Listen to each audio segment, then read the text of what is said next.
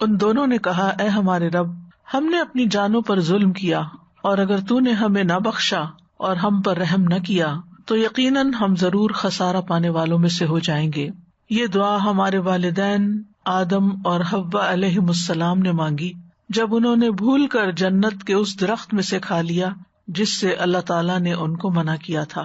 تو آدم اور حوا علیہم السلام دونوں نے کہا اے ہمارے رب، ہم نے آپ کی نافرمانی کر کے اس درخت کا پھل کھا کر دراصل اپنی جان پہ ظلم کیا ہے، اور اگر تو نے ہمیں معاف نہ کیا، ہم پہ رحم نہ کیا تو ہم ان لوگوں میں سے ہو جائیں گے جنہوں نے دنیا اور آخرت دونوں میں اپنا حصہ کھو دیا۔ لَنَكُونَنَّ مِنَ الْخَاسِرِينَ، یہ وہی کلمات ہیں جو آدم علیہ السلام نے اپنے رب سے سیکھے، اور پھر ان کے ساتھ ان دونوں نے دعا کی تو اللہ سبحانہ تعالیٰ نے دعا قبول کر لی۔ فَتَلَقَّى آدَمُ مِن رَّبِّهِ كَلِمَاتٍ فَتَابَ عَلَيْهِ إِنَّهُ هُوَ التَّوَّابُ الرَّحِيمُ۔ تو اس میں ایک بہت بڑی ہوپ ہے، ایک امید ہے کہ اگر ان کلمات کے ساتھ آدم اور حوا علیہ السلام کی دعا قبول ہوئی، ان کو اللہ تعالیٰ نے معاف کر دیا، تو انشاءاللہ اللہ سبحانہ تعالیٰ ہمارے گناہوں کو بھی معاف کر دے گا اور ہمیں بھی بخش دے گا۔ تو قالا، دونوں نے کہا ربنا، اے ہمارے رب، ظلمنا انفسنا، ہم نے اپنی جانوں پر ظلم کیا۔ جب انسان اللہ تعالیٰ کی نافرمانی کرتا ہے، اللہ تعالیٰ کے حکم کی مخالفت کرتا ہے، تو اللہ سبحانہ تعالیٰ کو کوئی نقصان نہیں پہنچتا، اس کا کچھ نہیں جاتا، اس کی بادشاہت، اس کی ملکیت، اس کی قدرت سب اپنی جگہ رہتی ہے، اس کو کسی قسم کا کوئی نقصان نہیں پہنچتا۔ نقصان پہنچتا ہے تو خود انسان کو پہنچتا ہے، گناہ کرنے والے کو پہنچتا ہے۔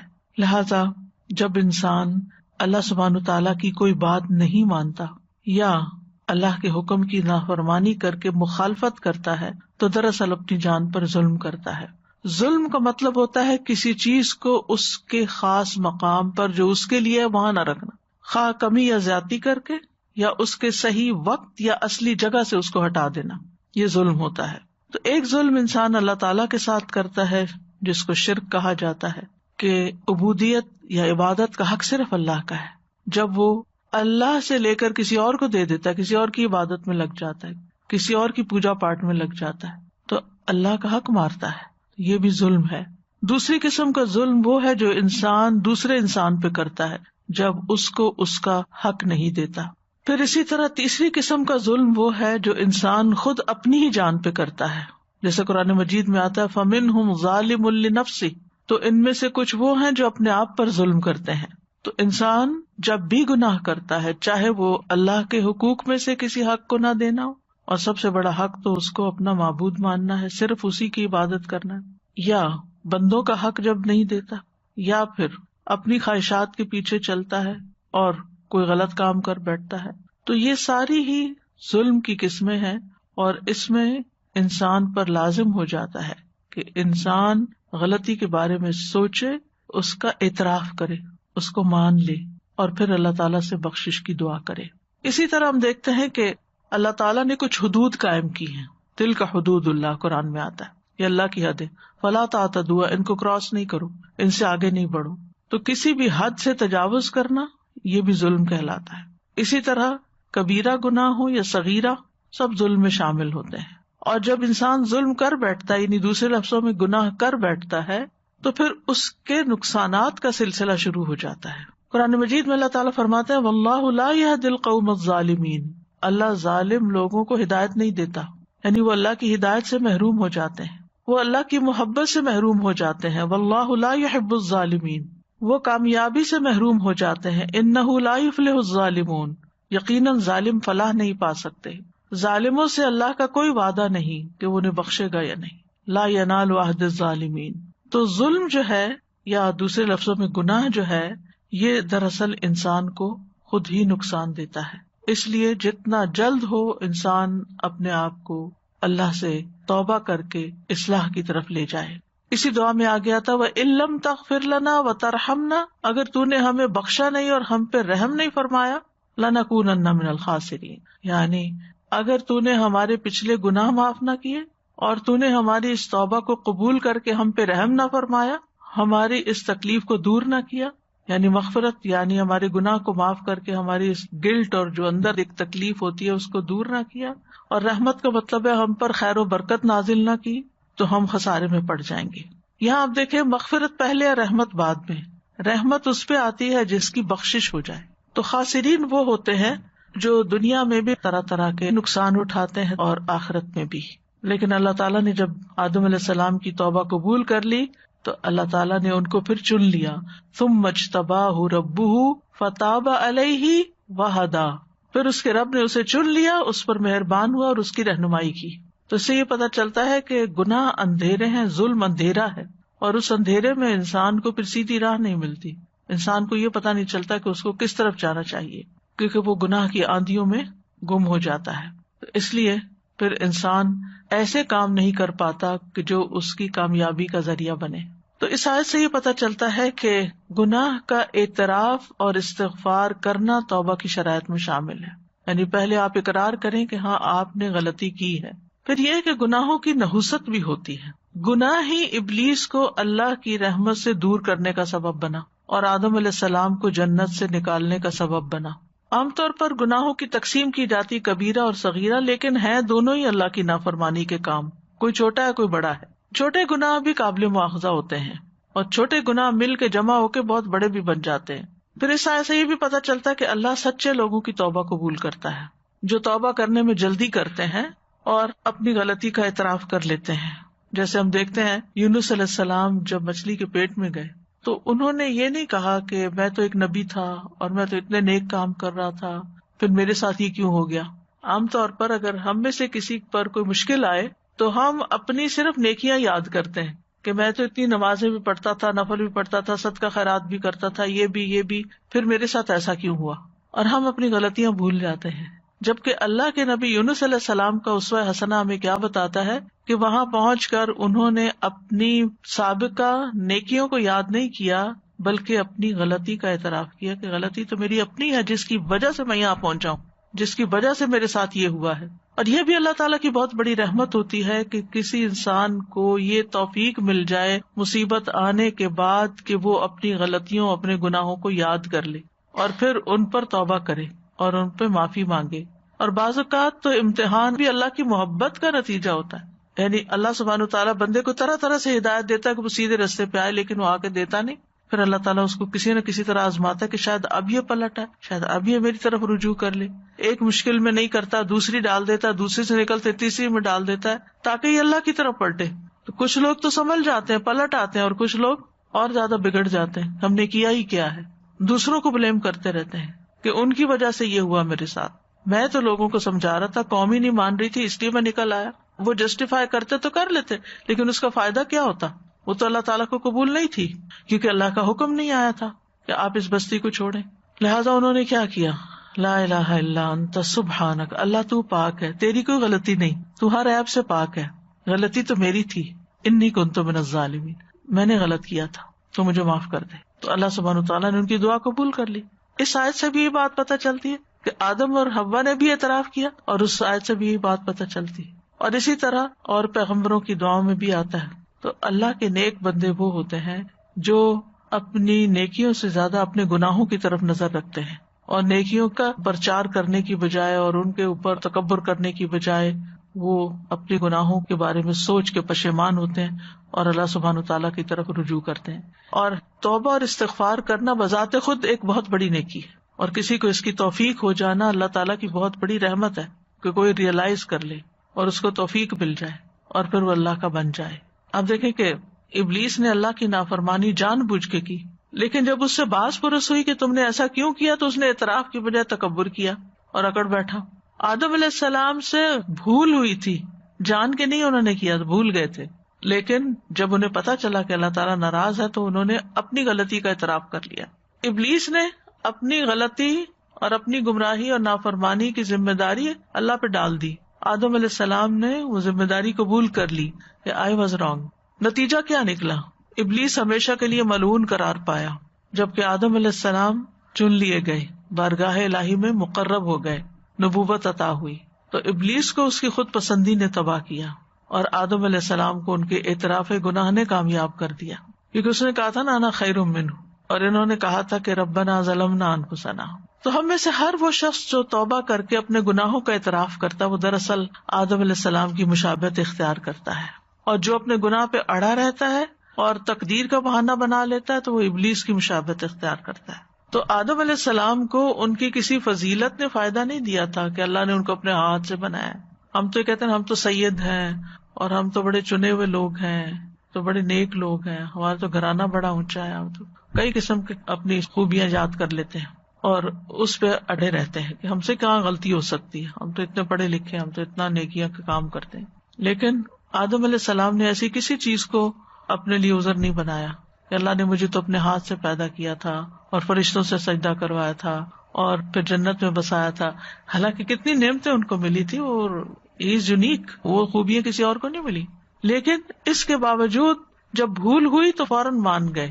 ان کے پاس علم بھی تھا، وہ علم آدم الاسماء کلھا، یعنی یو نیم اٹ. کسی کا گھر جنت کے اندر ہو، دنیاوی اعتبار سے موسٹ سکسیسفل پیپل ہیں کہ جن کو بہت بڑے بڑے ایکڑز میں گھر مل جاتے ہیں اور بڑے بڑے مینشنز میں وہ رہتے ہیں، اور لوگ ان پہ رش کرتے ہیں کہ کتنے خوش قسمت ہیں یہ. اگر کوئی ڈگری ہو اور ایک نہیں کئی ڈگریاں ہو تو پھر تو بات ہی کیا ہے. یعنی مال بھی ہو، اوپر سے علم بھی ہو، اور پھر اوپر سے کسی بڑی شخصیت کے ساتھ رابطہ بھی ہو. وہاں تو اللہ سبحانہ تعالیٰ نے ان کو بنایا تھا. اور پھر یہ کہ سب لوگ ان کے مطیع بھی ہوں، انسان کیا فرشتے بھی آگے جھکے ہوئے ہوں. یعنی کتنی ساری چیزیں تھی تکبر کرنے کی.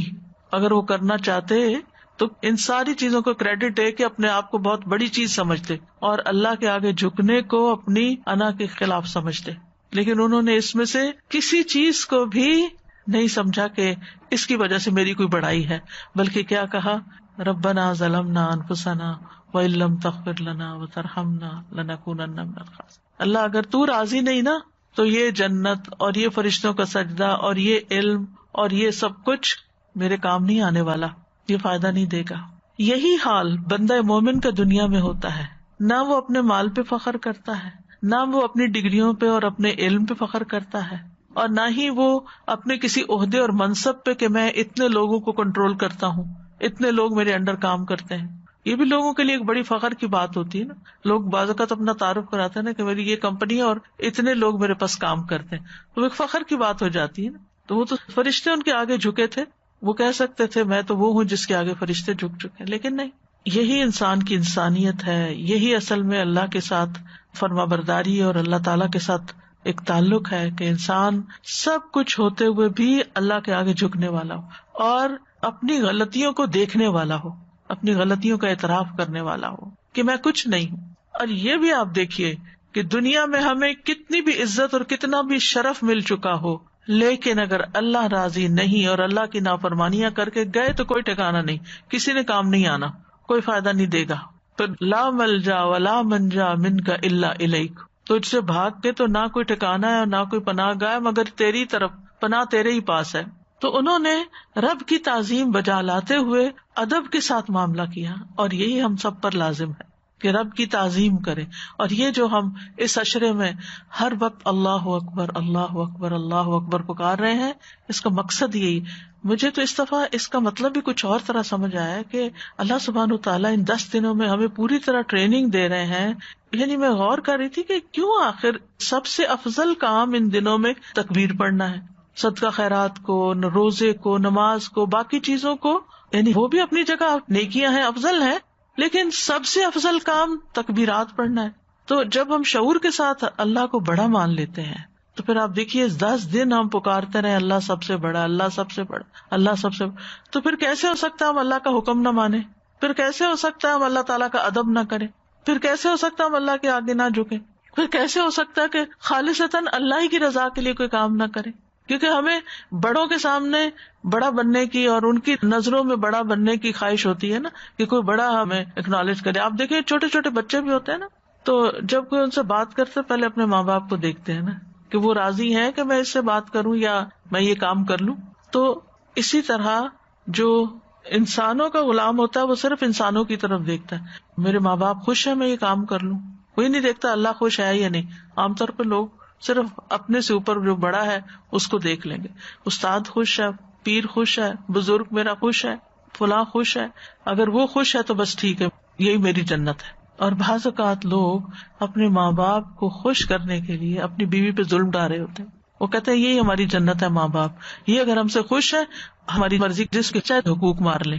تو یہ جو غلطیوں کو نہ جاننا، نہ پہچاننا، نہ ان پہ معافی مانگنا، نہ ان سے نکلنا، یہ ایک اپنی جان پہ ظلم ڈھانا ہے. تو کسی انسان کو اس بات کی توفیق مل جائے کہ وہ اپنی غلطی دیکھ سکے اور اس پر شرمندہ ہو جائے اور پھر اللہ کے آگے جھک جائے، اللہ کو اپنا رب مان لے اور پھر اپنی حالت کو پیش کرے، ظلمنا انفسنا، اللہ جان پہ ظلم ہو گیا، ہم نے غلطی کر لی ہے، اور پھر اپنے معاملے کو اللہ کے سپرد کر دے، وَإِن لَّمْ تَغْفِرْ لَنَا وَتَرْحَمْنَا، اور پھر امید رکھے کہ اللہ ہمیں معاف کر دے گا، اور اگر نہ کیا تو پھر تو کوئی نجات کی جگہ ہی نہیں، لَنَكُونَنَّ مِنَ الْخَاسِرِينَ. تو اس لیے یہ دعا بہت کچھ سکھاتی ہے ہمیں. یعنی آدم اور حوا نے جو پہلی دعا کی ہے، انسانیت نے جو پہلی دعا کی، وہ اپنی غلطیوں کے اعتراف کی، کیونکہ جب بخشش ہو جاتی ہے نا تو باقی دعائیں قبول ہو جاتی ہیں. کیونکہ اگر ہمارے اوپر گناہوں کے ڈھیر ہیں اور ہم کہتے ہیں یا اللہ میں رزق دے، روزی دے، اولاد دے، فلاں دے، فلاں دے، تو ابھی تو آپ کا دروازہ ہی نہیں کھلا، تو آپ باقی چیزیں کہاں سے لیں گے؟ تو سب سے پہلے تو استغفار کر کے، اپنی غلطیاں مان کے، توبہ کر کے اپنے بوجھ ہٹائیں اور اپنی راہیں آسان کریں، اور پھر اللہ کا قرب ملے گا اور پھر رحمت اور بخشش آئے گی.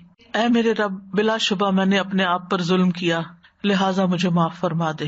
یہ دعا موسیٰ علیہ السلام نے اس وقت مانگی جب ان سے بغیر ارادے کے ایک انسان قتل ہو گیا تھا، بغیر ارادے کے. آدم علیہ السلام نے بھی گناہ کا ارادہ نہیں کیا تھا، اور یہاں موسیٰ علیہ السلام نے بھی جان بوجھ کے غلطی نہیں کی تھی، لیکن بہرحال قتل تو قتل تھا نا، قتل ہو گیا، ایک جان چلی گئی، تو انہوں نے اپنی غلطی کا اعتراف کر لیا، پھر اللہ سے اپنے گناہ کی معافی مانگ لی. قال رب انی ظلمت نفسی فاغفر لی فغفر له انہ هو الغفور الرحیم. اے میرے رب، بلا شبہ میں نے اپنے آپ پر ظلم کیا ہے، لہٰذا مجھے معاف کر دے.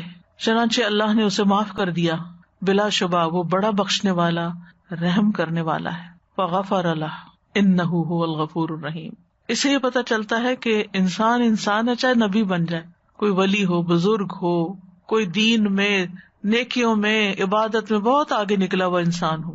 کیونکہ ہم کیا سوچتے ہیں، اس انسان سے نہیں غلطی ہو سکتی، یہ تو بہت نیک ہے، یہ تو دوسروں کو سکھاتا ہے، اور یہ تو اتنا عالم ہے، اور یہ تو فلاں ہے، یہ بھلا کیسے غلطی کر سکتا؟ نہیں، انسان ہے، انسان کو انسان ہی سمجھے، اور کسی سے بھی غلطی ہو سکتی. ضروری نہیں کہ وہ ارادتاً کرے، وہ اچانک بھی ہو سکتی ہے. لیکن غلطی کے بعد پھر وہ کرتا کیا ہے، اس کا رسپانس کیا ہے، یہ دیکھنے کی چیز ہے. تو گناہ کے بعد ندامت اور شرمندگی اور اعتراف، یہ اللہ تعالیٰ کو محبوب ہے. اور یہ کیفیات اسی شخص میں آتی ہیں جو گناہ کے انجام سے ڈرتا ہے، کہ اگر میں نے توبہ نہ کی اور میں اس سے نہ نکلا تو پھر نتیجہ کیا نکلے گا، مجھے اس کے لیے تیار ہونا چاہیے. تو عقل مند انسان وہ ہوتا ہے جو کسی بھی گناہ کے نتیجے کو دیکھتا ہے، وہ گناہ کو نہیں دیکھتا بڑا ہے کہ چھوٹا. کیونکہ کچھ لوگ تو اسی چکر میں رہتے ہیں، یہ کبیرہ گناہ ہے یا صغیرہ گناہ ہے. تو بات کبیرہ صغیرہ کی نہیں ہے، بات ہے رول توڑنے کی. تو غلطی کے بعد، گناہ کے بعد ندامت کا اظہار کرنا چاہیے، اور اپنے گناہ کو بڑا خیال کر کے انجام سے ڈرنا چاہیے، اور اپنے ظلم کے ذکر کو وسیلہ بنانا چاہیے کہ رب میں نے واقعی ظلم کیا ہے اپنے آپ پر، تو آپ اس کو معاف کر دیں. تو معافی مانگنے سے پہلے ظلم کا اعتراف کرنا جو ہے، غلطی کو ماننے کی بات کرنا، اپنی زبان سے اقرار کرنا کہ اللہ میرے سے غلطی ہوئی ہے. اچھا، بعض لوگ صرف کہہ دیتے نا سوری، ٹھیک ہے سوری بھی خیر، لیکن اس کی سوری واقعی پھر سوری ہوتی ہے جو کہتے ہیں کہ آئی واز رانگ. لیکن یہ جملہ بولنا بہت مشکل کام. خالی سوری لفظ کہہ دینا پھر آسان ہوتا ہے، لیکن یہ اعتراف کرنا کہ آئی واز رانگ، یہ بہت بڑے دل کی بات ہوتی ہے. اور یہاں بخشش ہوئی بھی اس وجہ سے کہ زبان سے بولا گیا کہ ظلمت نفسی انی کنت من الظالمین، ربنا ظلمنا انفسنا.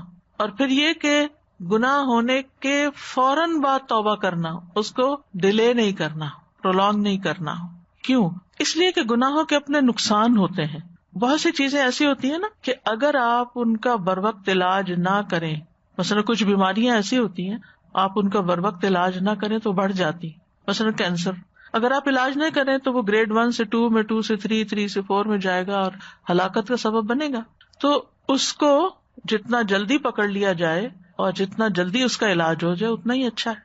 اسی طرح کچھ اور بیماریاں بھی ہو سکتی ہیں، یعنی جسمانی بیماریاں، اسی طرح اخلاقی بیماریاں. اگر انسان ان سے توبہ نہیں کرتا تو وہ بڑی ہوتی جاتی. اسی طرح دو لوگوں کے بیچ میں کوئی مس انڈرسٹینڈنگ ہو گئی ہے، میاں بیوی میں جھگڑا ہو گیا ہے، اگر جلدی صلح کر لیں گے اور ایک دوسرے کو منا لیں گے تو دل صاف ہو جائیں گے، بوجھ ہلکے ہو جائیں گے، گاڑی پھر چل پڑے گی. اور اگر نہیں، دونوں اگر اکڑ گئے، ضد میں آ گئے، مجھے تو معاف نہیں کرنا یا میری یہ شان کے خلاف، پھر تو وہ ٹوٹ ہی جاتا ہے نا رشتہ، پھر باقی تھوڑی رہتا ہے. نبھا وہی سکتے ہیں جو اپنی غلطیوں کا اعتراف کرتے، کیونکہ دونوں کے اندر غلطیاں ہو سکتی ہیں نا، ہم میں سے کوئی بھی فرشتہ نہیں ہوتا. لیکن اگر ایک بھی صرف سوری کرتا رہے اور دوسرا سوری نہ کرے یا دوسرا کبھی بھی اپنی غلطی نہ مانے، پھر بھی مشکل ہو جاتی. آپ دیکھیں نا کہ جب ہمارے اندر فلیکسیبلٹی ہوتی ہے، جب ہمارے اندر نرمی ہوتی ہے تو نرم چیز آپس میں جڑ جاتی ہے، پھر اگر الگ بھی ہو جائے نا جڑ جاتی، نرمی جوڑ دیتی ہے. اسی لیے وہ حدیث میں آتا نا کہ مفہوم بتا رہی ہوں حدیث، یعنی ایک گھرانے کے لیے سب سے یعنی جو فائدہ مند چیز ہے وہ نرمی. تو اسی طرح نہ صرف یہ کہ ازواجی زندگی میں کہیں آپ کولیگز ہیں، یعنی کسی جگہ پہ جاب کریں، کام کریں، آپ دیکھیں بہت سے لوگوں کو اچھی سے اچھی جاب ملتی ہے، کچھ عرصے وارننگ لیٹر مل کے فارغ کر دیا جاتا ہے، کیونکہ ان کی اکڑی کہیں نہیں ختم ہوتی اور ضد میں آئے رہتے ہیں اور اپنی غلطی نہیں مانتے، سوری نہیں کرتے، نتیجہ ہر جگہ سے دھتکارے جاتے ہیں، لیکن پھر بھی نہیں سبق سیکھتے، پھر بھی نہیں ریئلائز کرتے کہ ہماری غلطی ہے. آپ دیکھیے کبھی انسان سوچے کہ دوسرے کو معاف کر دینا اور درگزر کرنا کتنی بڑی خوبی ہے. اللہ سبحانہ تعالیٰ کی صفت ہے العفو، اور اللہ تعالیٰ معاف کرنے کو پسند کرتا ہے. اور اللہ سے بڑا کون ہے؟ اللہ سے بڑا تو کوئی نہیں نا. جب اللہ سبحانہ تعالیٰ معاف کر دیتا ہے تو ہمیں بھی معافی مانگتے ہوئے کیا کرنا چاہیے؟ اللہم انک عفو تحب العفو فاعف عنی. لیکن اللہ سے معافی مانگتے ہوئے پہلے ہمیں دوسروں کو معاف کرنا چاہیے. تو گناہوں کے اپنے نقصان ہوتے ہیں، ان میں سے سب سے بڑا نقصان کیا ہے کہ دل مردہ ہو جاتا ہے، دل مردہ ہو جاتا ہے. حدیث میں آتا ہے بے شک جب کسی مومن سے کوئی گناہ سرزد ہوتا ہے تو اس کے دل پہ ایک سیاہ دھبا پڑ جاتا ہے. اگر وہ توبہ کرے اور گناہ سے باز آ جائے اور استغفار کر لے تو اس کا دل چمکا دیا جاتا ہے. ورنہ جتنے گناہ بڑھتے جاتے ہیں اتنے ہی سیاہ دھبے بڑھتے جاتے ہیں، حتیٰ کہ اس کے دل پہ وہ زنگ چھا جاتا ہے جس کا ذکر اللہ تعالیٰ قرآن مجید میں یوں کرتے ہیں، کلا بل ران علی قلوبہم ما کانوا یکسبون، کہ ان کے دلوں پر اپنی کمائیوں کی وجہ سے زنگ لگ گیا ہے. پھر اسی طرح دل اندھا ہو جاتا ہے. اسی آیت کے بارے میں ایک قول یہ ہے کہ حسن بصری کہتے ہیں کہ گناہ پہ گناہ کرنا حتیٰ کہ وہ دل کو اندھا کر دے، انسان کو پھر کچھ سمجھ نہیں آتا، نظر نہیں آتا. گناہوں کی وجہ سے انسان علم سے محروم ہو جاتا ہے. ابن القیم کہتے ہیں کہ علم روشنی اور نور ہے جو اللہ دل میں ڈالتا ہے، لیکن گناہوں سے یہ روشنی بجھ جاتی ہے، انسان سے اچھے برے کی تمیز ختم ہو جاتی ہے. امام شافعی جب امام مالک کے سامنے حصول علم کے لیے بیٹھے اور ان کے سامنے پڑھنے لگے، یہ آپ کو معلوم ہوگا کہ امام مالک کی تدریس کا طریقہ بہت انوکھا تھا، ویری یونیک. وہ خود نہیں سکھاتے تھے کسی کو، خود نہیں پڑھتے تھے، وہ طالب علم سے حدیث پڑھواتے تھے، اور اس کو عرض کہتے ہیں حدیث کی اصطلاح میں. اسی لیے ان سے جب حدیث روایت ہوتی ہے تو اخبرنا کا لفظ آتا ہے. حدثنا ہوتا ہے جب کوئی حدیث ہمیں بیان کرتا ہے، جیسے میں آپ کو حدیث پڑھ کے سنا رہی ہوں تو آپ کہہ سکتے ہیں کہ ہمیں انہوں نے یہ حدیث بیان کی. لیکن اگر میں بیان نہ کروں اور آپ مجھے حدیث سنائے اور میں کہوں آپ نے ٹھیک پڑھی ہے تو اس کو روایت کرتے ہوئے کہیں گے اخبرنا، ہمیں خبر دی. تو امام شافعی نے جب امام مالک کے سامنے احادیث پڑھی تو امام مالک کو ان کی ذہانت، فطانت، فہم و فراست بہت پسند آئی. کہنے لگے مجھے نظر آ رہا ہے کہ اللہ نے تمہارے دل پر نور ڈال دیا ہے، لہٰذا اس نور کو اپنے گناہوں سے مت بجھانا، یعنی کوئی ایسا کام نہ کرنا کہ تم سے یہ نعمت چھن جائے. پھر اسی طرح جب انسان گناہ کرتا ہے تو بندے اور رب کا تعلق کمزور ہو جاتا ہے، دل میں ایک وحشت پیدا ہو جاتی ہے، اور یہ ایسی وحشت ہوتی ہے کہ انسان کو دنیا بھر کی نعمتیں بھی مل جائیں تو دل کی وحشت نہیں جاتی، دل کے اندر سکون نہیں آتا. لیکن اس وحشت کو صرف وہی سمجھتا ہے جس کا دل بیدار ہوتا ہے، جس کا دل جاگ رہا ہوتا ہے. زندہ انسان کو ذرا سی بھی چوٹ لگے، کانٹا بھی چبھ جائے تو اس کو پتا چل جاتا ہے کہ یہ تو کچھ ہو گیا میرے ساتھ. تو وحشت کے گڑھے سے نکلنے کے لیے گناہوں کو چھوڑنا بہت ضروری ہے. پھر اسی طرح نیک لوگوں اور خیر کی مجالس سے دوری آنے لگتی ہے. جب انسان گناہوں کے کام کرنے لگتا ہے تو نیکی کی مجلسیں اچھی نہیں لگتی، پھر وہاں دل نہیں لگتا اس کا اور ان سے دور ہوتا چلا جاتا ہے، اور خیر اور بھلائی اور نیکی سے فائدہ نہیں اٹھا سکتا. اور رحمانی گروہ سے دور ہو جاتا ہے، شیطانی گروہ کے قریب ہو جاتا ہے. پھر اسی طرح گناہوں کی وجہ سے انسان کے معاملات بگڑ جاتے ہیں، کوئی چیز ٹھیک نہیں رہتی. ابن القیم کہتے ہیں گناہوں کا ایک اثر یہ بھی ہے کہ گناہگار کے معاملات میں طرح طرح کی مشکلات اور دشواریاں پیدا ہو جاتی ہیں.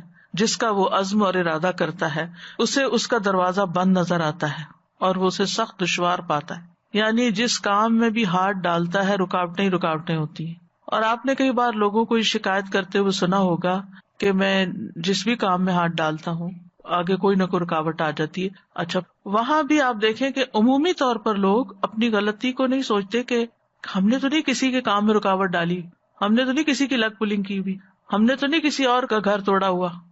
اپنی کوئی غلطی یاد نہیں کریں گے. کیا کہیں گے؟ یہ فلاں نے نظر لگا دی، فلاں نے جادو کر دیا، یہ فلاں کے حسد کی وجہ سے یہ ہو گیا. پھر سارا بلیم دوسروں پر، اپنی غلطی کو نہیں دیکھنا. کتنے لوگ ہیں جو لا الہ الا انت سبحانک انی کنت من الظالمین کہہ کے اپنے ظلم کو اپنے اندر محسوس کریں کہ میں نے یہ بھی غلطی کی ہوئی ہے، میں یہ بھی کی، یہ بھی پتہ نہیں کون سی غلطی آگے آئی ہوئی ہے. لوگ دوسروں کے لیے پڑھتے ہیں 1000 تم پڑھ دو، 1000 فلاں پڑھ دے، وہ فلاں پڑھ دے. تو یہی میں ہمیشہ کہتی ہوں کہ آپ کسی کے بہاف پہ کہہ رہے ہیں، مسئلہ اس کا ہے اور آپ کہہ رہے ہیں میں ظالم ہوں. ٹھیک ہے، ہم میں سے ہر شخص ظالم ہے کسی نہ کسی درجے میں، لیکن کسی کے بہاف پہ کیسے پڑھ سکتے ہیں؟ تو جب سوچے سمجھے بغیر انسان پڑھتا ہے تو پھر اس کا کیا فائدہ ہو سکتا ہے؟ ریسنٹلی میری ایک فرینڈ ہے بچپن کی، ان کے ساتھ میرا کافی باتیں شاتیں شروع ہوئی. تو وہ وڈو ہوئی، انہوں نے اپنی بیٹی کی شادی کی. بہت میں نے سمجھایا کہ آپ اپنی لمٹس میں ہی کریں، لیکن پھر بھی انہوں نے اتنا قرضہ اٹھا لیا اس شو شاہ میں اور سب دکھاوے میں اور سب کچھ. اور جیسے ہی شادی ختم ہوئی ساتھ ہی بیٹے سے نا کوئی ایکسیڈنٹ ہو گیا اتنا خوفناک کہ بندہ مر گیا. اب وہ بار بار اب جو نیک بندہ ملتا ہے اس کو کہتی میرے بیٹے کے لیے دعا کریں، وہ لوگ معاف کر دیں، وہ معاف کر دیں. اور پھر پتہ نہیں میرے سے بات کرتے کرتے اس کو ایک دم احساس ہوا کہ میں نے بہت دکھاوا کر دیا. تو یہ تو نہیں ہوا کہ بھئی یہ مجھے اس کی سزا ملی. میں نے کہا اللہ نے آپ کو خود ہی سجا دیا، اب آپ استغفار کریں. تو یہ ہوتا ہے کہ ہمیں خود کو احساس نہیں ہوتا، جب آپ کسی سے بات کرتے ہیں تو کئی دفعہ آپ کی وہ بات اللہ تعالیٰ سجا بھی دیتا ہے. وہ لیئرز آ جاتی ہیں نا اوپر، وہ ہٹتی ہیں تو پھر انسان کو آئینہ نظر آتا ہے. پھر یہ کہ ابن القیم کہتے ہیں کہ عمر، رزق اور عبادت کی برکت چھن جاتی ہے. کہ گناہوں کی ایک سزا یہ بھی ہے کہ عمر، رزق، علم، عمل، اطاعت، عبادت کی برکتیں چھن جاتی ہیں. دین و دنیا کی خیر و برکت گناہگار سے سلب کر لی جاتی ہے. نافرمان بندے کو آپ سب سے زیادہ خیر و برکت سے خالی پائیں گے. نہ اس کی عمر میں برکت ہوگی، نہ اس کے دین و دنیا کے کسی کام میں، کسی کام کا نہیں. کیونکہ اللہ تعالیٰ کا وعدہ ہے وَلَوْ أَنَّ أَهْلَ الْقُرَىٰ آمَنُوا وَاتَّقَوْا لَفَتَحْنَا عَلَيْهِمْ بَرَكَاتٍ مِّنَ السَّمَاءِ وَالْأَرْضِ وَلَٰكِن كَذَّبُوا فَأَخَذْنَاهُمْ بِمَا كَانُوا يَكْسِبُونَ. اور اگر ان بستیوں کے رہنے والے ایمان لاتے اور پرہیزگاری اختیار کرتے تو ہم ان پر آسمان و زمین کی برکتوں کے دروازے کھول دیتے، لیکن انہوں نے جھٹلایا تو ہم نے انہیں اس کی وجہ سے پکڑ لیا جو وہ کمائی کرتے تھے. اس سے یہ پتہ چلتا ہے کہ جب بہت سارے لوگ کسی بستی میں ایسے ہوں تو پھر ساری بستی کی شامت آ جاتی ہے. آپ دیکھیں کہ اس وقت کورونا کے بعد جو دنیا بھر کے حالات ہوئے ہیں، یعنی ہر سیکٹر متاثر ہو رہا ہے.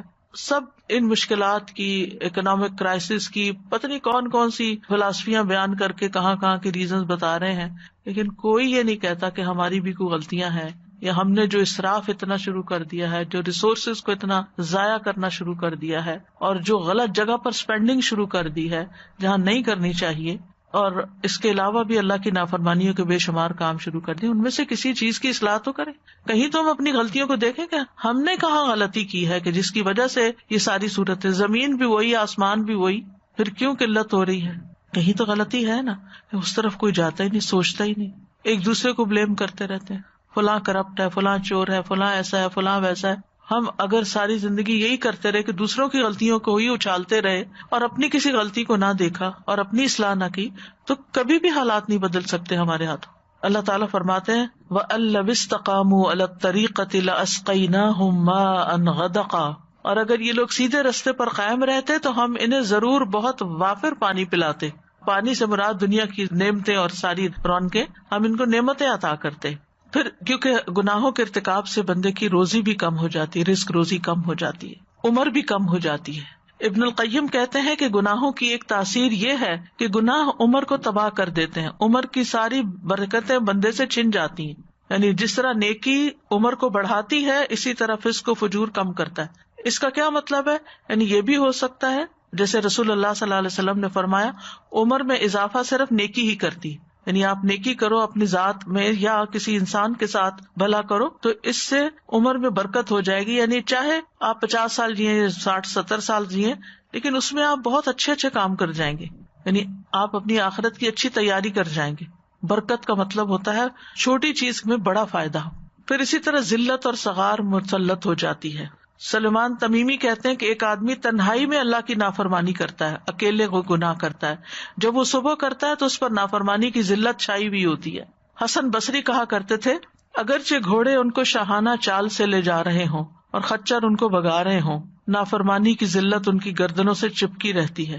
اللہ نے اس بات کے علاوہ کا انکار کر دیا کہ وہ ان کو ذلیل کرے جو اس کی نافرمانی کرتے ہیں. یعنی چاہے دنیاوی شان و شوکت ان کے پاس بہت ہوتی، اندر کا سکون نہیں ہوتا. جو اللہ کی اطاعت کرتا ہے اللہ اس کا ولی بن جاتا ہے. اللہ ولی الذین آمنوا یخرجہم من الظلمات الی النور. عبداللہ بن عباس کہتے ہیں نیکی کی چہرے پر خاص چمک ہوتی ہے اور دل پر اس کی خاص روشنی ہوتی ہے. نیکی کی وجہ سے رزق میں بھی برکت آتی ہے، بدن طاقتور ہوتا ہے، لوگوں کے دلوں میں آپ کی محبت بڑھتی ہے. جبکہ برائی کی وجہ سے چہرے پر پھٹکار پڑتی ہے، دل سیاہی میں ڈوب جاتا ہے، بدن بھی کمزور ہو جاتا ہے، روزی میں برکت نہیں رہتی، لوگ بھی بغض کرنے لگتے ہیں. پھر اسی طرح حال اور مستقبل کی نعمتوں کا زوال ہو جاتا ہے. ابن القیم کہتے ہیں کہ گناہوں کی ایک سزا یہ بھی ہے کہ ان سے حاضر اور موجود انعام زائل ہو جاتے ہیں اور انسان آئندہ آنے والی نعمتوں سے بھی محروم ہو جاتا ہے. یعنی اس کو خیر و بھلائی ملنے والی ہوتی ہے، اس سے محروم ہو جاتا ہے. آپس کی محبت ختم ہو جاتی ہے. نبی صلی اللہ علیہ وسلم فرمایا کرتے تھے اس ذات کی قسم جس کے ہاتھ میں محمد صلی اللہ علیہ وسلم کی جان ہے، جو دو آدمی بھی آپس میں ایک دوسرے سے محبت کرتے ہوں اور ان دونوں کے درمیان جدائی ہو جائے، الگ ہو جائیں وہ، تو وہ یقیناً ان میں سے ایک کے گناہ کی وجہ سے ہوگی. یعنی ویسے ان کی آپس میں بہت محبت تھی لیکن جدائی ہو گئی. کیوں ہوئی؟ ان میں سے ایک کے گناہ کی وجہ سے ساتھ چلا گیا. کبھی سوچتے نہیں لیکن یہ مسند احمد کی حدیث ہے اور نبی صلی اللہ علیہ وسلم جو بات بتاتے ہیں وہ وحی پر مبنی ہوتی ہے. آپ اپنے دل سے نہیں بتا رہے ہوتے، اللہ تعالیٰ کی طرف سے دل میں ڈالا جاتا ہے. پھر اسی طرح جب بندہ گناہ اور معاصی کے کام کرنے لگتا ہے تو شیطان مسلط ہو جاتا ہے اور وہ اسے اور غلط رستوں پہ لے جاتا ہے. اسی وجہ سے انسان پھر ایک گناہ کے بعد ایک گناہ کرنے لگتا ہے، ایک ظلم کے بعد ایک اور ظلم ڈالنے لگتا ہے. وَمَن يَعْشُ عَن ذِكْرِ الرَّحْمَنِ نُقَيِّضْ لَهُ شَيْطَانًا فَهُوَ لَهُ قَرِينٌ.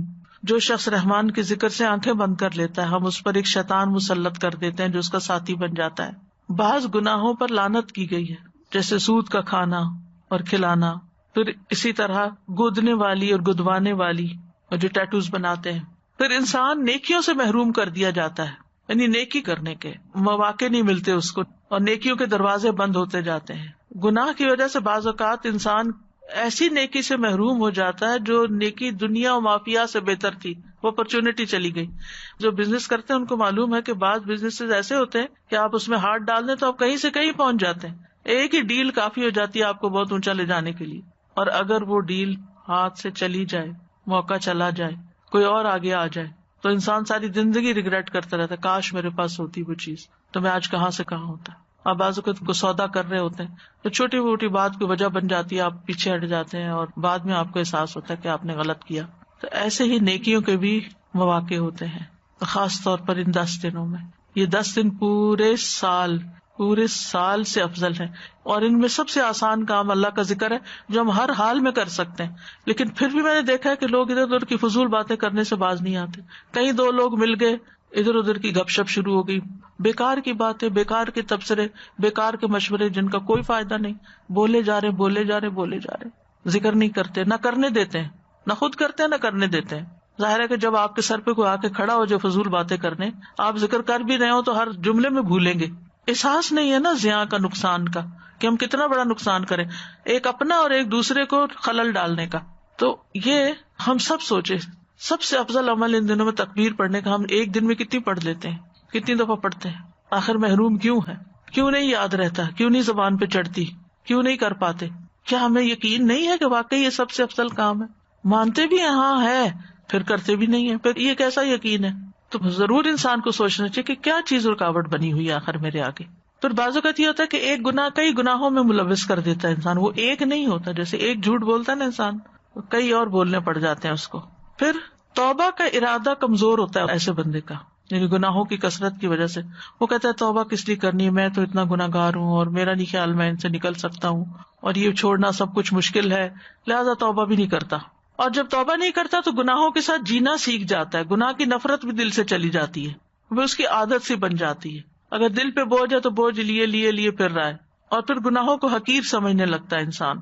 عبداللہ بن مسعود کہتے ہیں کہ مومن اپنے گناہوں کو ایسے محسوس کرتا ہے جیسے وہ کسی پہاڑ کے نیچے بیٹھا ہو اور ڈرتا ہے کہ اس کے اوپر نہ گر جائے، اور بدکار اپنے گناہوں کو مکھی کی طرح ہلکا سمجھتا ہے کہ اس کے ناک کے پاس سے گزری اور اس نے اپنے ہاتھ سے یوں بے پرواہی سے اسے بگا دیا. پھر اسی طرح گناہوں کی وجہ سے بلائیں اترتی ہیں، مصیبتیں آتی ہیں.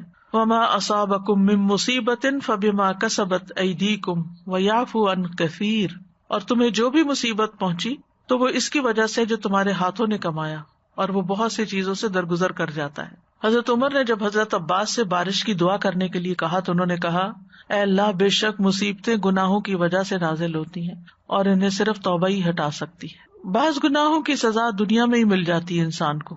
نبی صلی اللہ علیہ وسلم نے فرمایا، کوئی گناہ اس لائق نہیں کہ اس کے کرنے والے کو دنیا میں جلدی سزا دے دی جائے اور اس کے ساتھ ساتھ آخرت میں بھی اس کی سزا جمع رکھے اللہ تعالیٰ، جیسا کہ ظلم و زیادتی اور قطع رحمی ہے.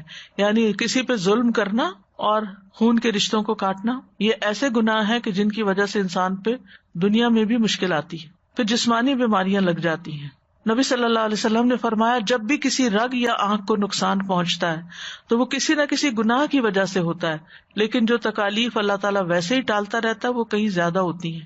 نبی صلی اللہ علیہ وسلم نے فرمایا، جب کسی قوم میں بدکاری عام ہو جاتی ہے، زنا، اور وہ اعلانیہ اس کا ارتکاب کرتے ہیں تو ان میں طاعون اور ایسی مختلف بیماریاں پھیل جاتی ہیں جو ان سے پہلوں میں نہیں ہوتی، یعنی وہ بیماری پہلے کبھی نہیں سنی ہوتی. پھر بر و بحر میں فساد پیدا ہو جاتا ہے، یعنی پوری دنیا میں پھیل جاتا ہے فساد. عمومی طور پر عذاب آتا ہے، قوموں کی ہلاکت کا سبب بنتا ہے، باقی مخلوق پر بھی گناہوں کے اثرات پڑتے ہیں. ابو ہریرہ کہتے ہیں، ظالم کے ظلم کی وجہ سے چڑیاں اپنے گھونسلوں میں مر جاتی ہیں، ایک بارش نہیں ہوتی، پھر ان کو فوڈ نہیں ملتی، ختم ہو جاتی ہیں. مجاہد کہتے ہیں، قحط سالی میں جانور اور چوپائے ظالم انسانوں پہ لعنت بھیجتے ہیں جن کی وجہ سے برسات رک گئی. یعنی جب قحط پڑتا ہے اور جانور مر جاتے ہیں، آپ نے کئی دفعہ دیکھا ہوگا ڈراؤٹ کی وجہ سے کس طرح جانور مرے پڑے ہوتے ہیں، وہ انسانوں پہ لعنت بھیج رہے ہوتے ہیں. کوسٹل ایریا نا سارا، through out coastal area 4 cities میں پوری کوسٹ میں مرے ہوئے برڈ فلو ہے، اور وہاں پہ ان آئیلینڈس پہ ٹوریزم اتنا زیادہ تھا کہ کوئی حد نہ ہو. اب دے کانٹ گو دیر، پورا وہ بےچارے لاشیں اٹھا رہے ہیں ان کے برڈز کی. اللہ تعالیٰ رحم فرمائے. چڑیاں اپنے گھونسلوں میں مر جاتی ہیں.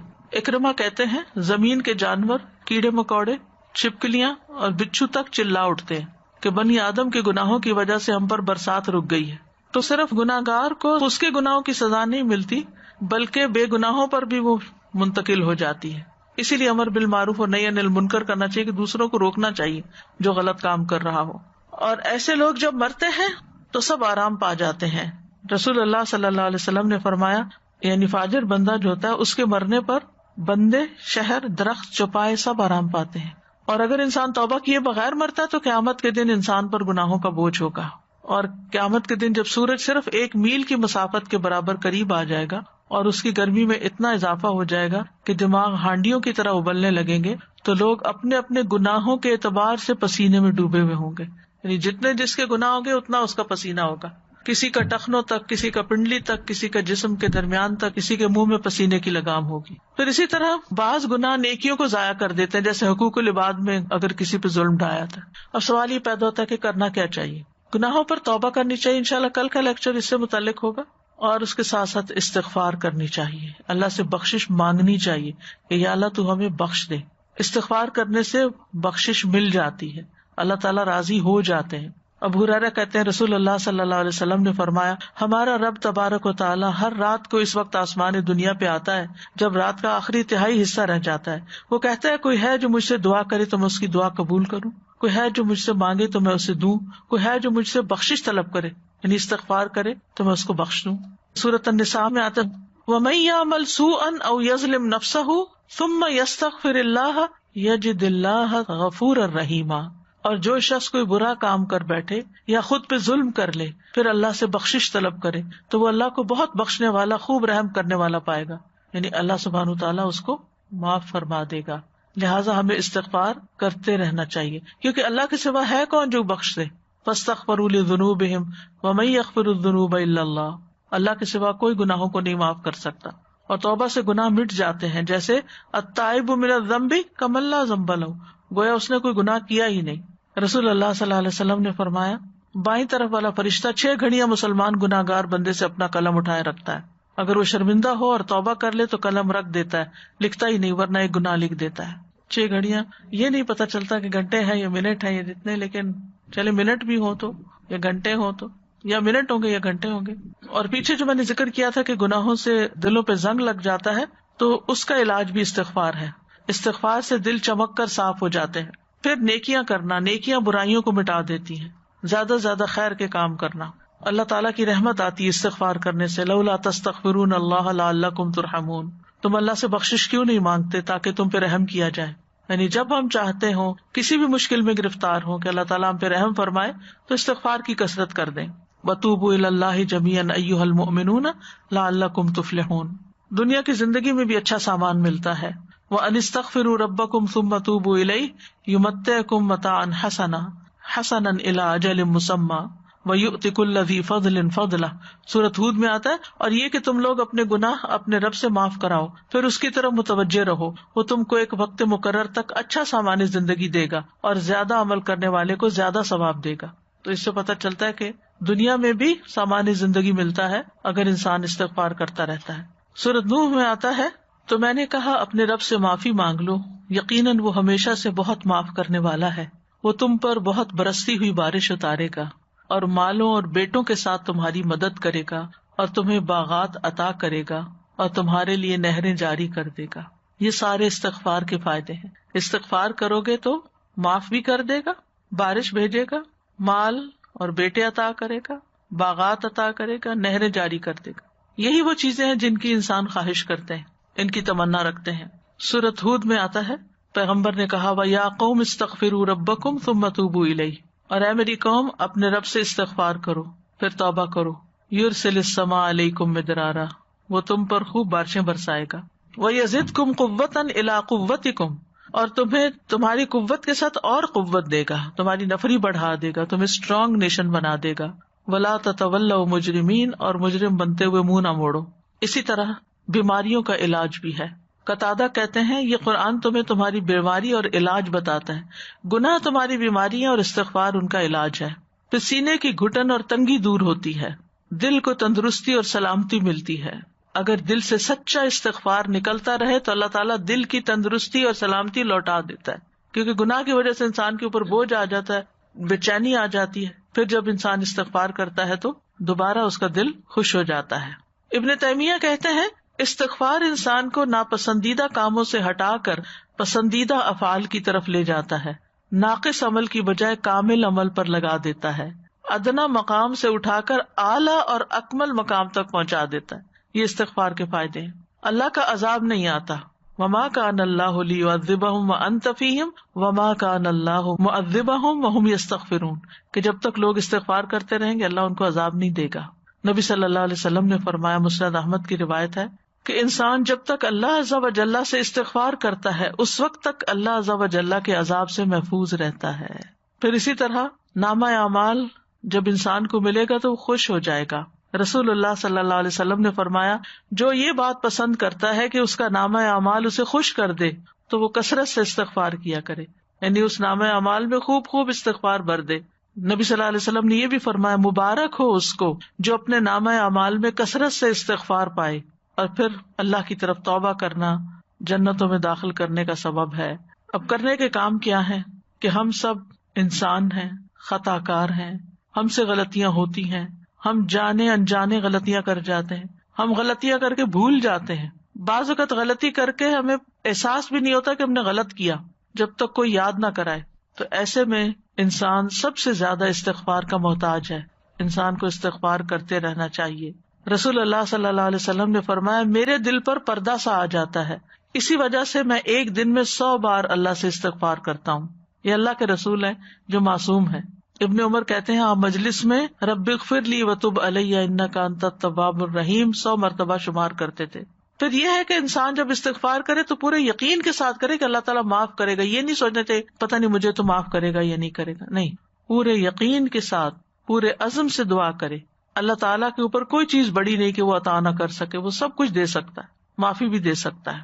پھر یہ کہ جیسے ہی گناہ ہو جائے فوراً توبہ کی جائے اور سچی توبہ کی جائے, توبۃ نصوحا, اور سچی توبہ کا مطلب یہ کہ انسان پھر وہ گناہ دوبارہ نہ کرے، لیکن انسان ہونے کے ناطے اگر پھر ہو جائے تو پھر توبہ کرے، شرمندہ ہو کر واپس اللہ کی طرف آئے، دور نہ جائے، اپنے گناہوں پر نادم ہو، انسانوں کے حق میں گناہ کیا تو ان سے معافی مانگ لے، گناہوں سے ڈرتے رہنا چاہیے، کسی بھی سٹیٹ پر آپ پہنچ جائیں نیکی کی پھر بھی ڈریں۔